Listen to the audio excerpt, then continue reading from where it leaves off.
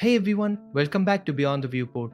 In today's video, I'm going to show you how I connected a real-world Arduino wind sensor to Unreal Engine 5 and made this beautiful windmill react to real wind. So here's what we're building today. This small fan acts as a wind sensor. When I blow or direct wind onto it, it rotates and generates a small voltage. This voltage is captured by an Arduino Uno, which sends the data to Unreal Engine, where we simulate windmill rotation and cloth movement using that data.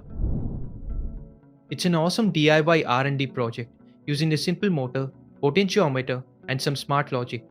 So whether you are a beginner or a pro, you'll learn how to blend the physical and virtual worlds seamlessly.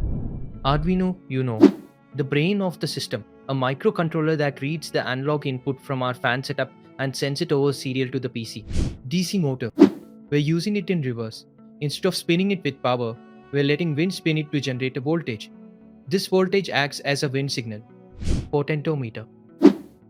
This variable resistor helps us regulate and smooth out the voltage input, acting like a buffer or noise filter.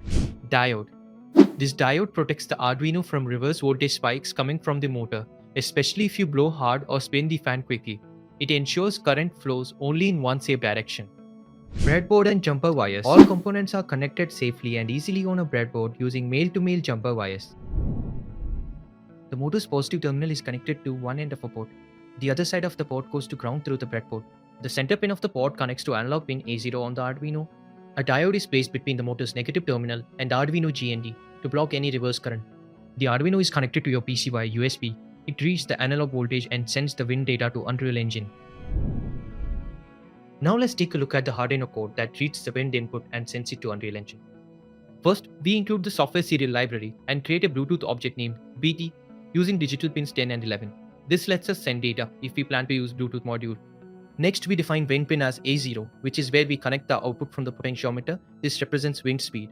WindRaw stores the unprocessed analog value, and WindMap stores the scale value we'll send to Unreal. In the setup block, we begin the serial monitor at 9600 baud. This is for debugging. We also begin Bluetooth communication at the same speed. Now inside the loop, we first read the analog voltage on A0 and store it in WindRaw. Since the generated voltage is usually very small, we map it from the range 0 to 20 up to 0 to 200 using the map function. This gives us a more usable value to control things like windmill speed or cloth simulation in Unreal. Then we send the map value over Bluetooth using bt.println. This is what will be read by Unreal Engine through serial if we use Bluetooth module. We also print both raw and map values to the serial monitor so we can debug easily. And finally, there's no delay at the end, meaning we are sending data as fast as possible. Now, after uploading the code to Uno, if I blow air on the motor, you can see the analog values increasing in the serial monitor.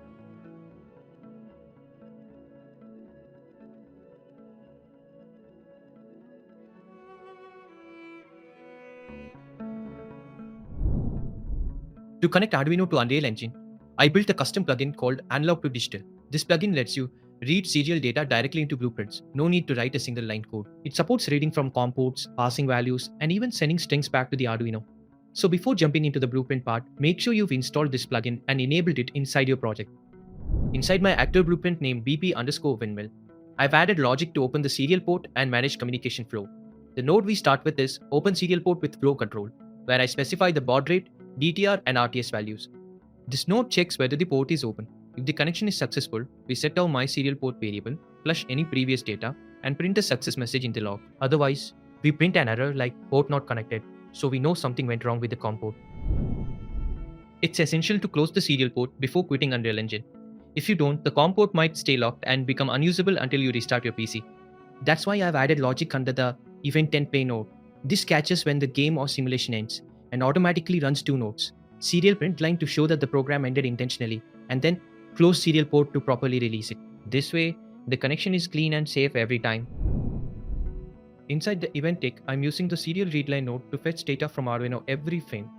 The incoming string is split using a delimiter, in this case, the label mapped, just like in our Arduino serial output. We convert the string to a float and store it in a variable named wind value. This value will control everything else: rotation, cloth, foliage, and wind speed. Next, I multiply the wind value with the rotation speed factor, clamp it to stay between 0.1 and 1.2, and apply it to the windmill's axle using add local rotation. So now, when real wind blows onto the motor, the digital windmill in Unreal starts spinning. We also use the wind value to drive two more things: cloth simulation and foliage material.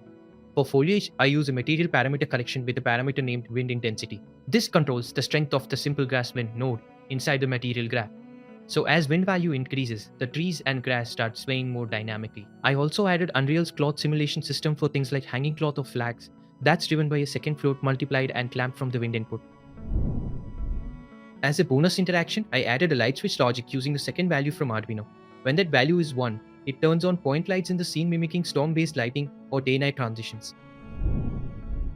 On the right panel, I've exposed key parameters like wind F, rotation speed, and delimiter, so you can tune your simulation without touching the blueprint again. Also, everything is modular, so you can reuse the wind value anywhere for particle effects, sounds, or even gameplay mechanics.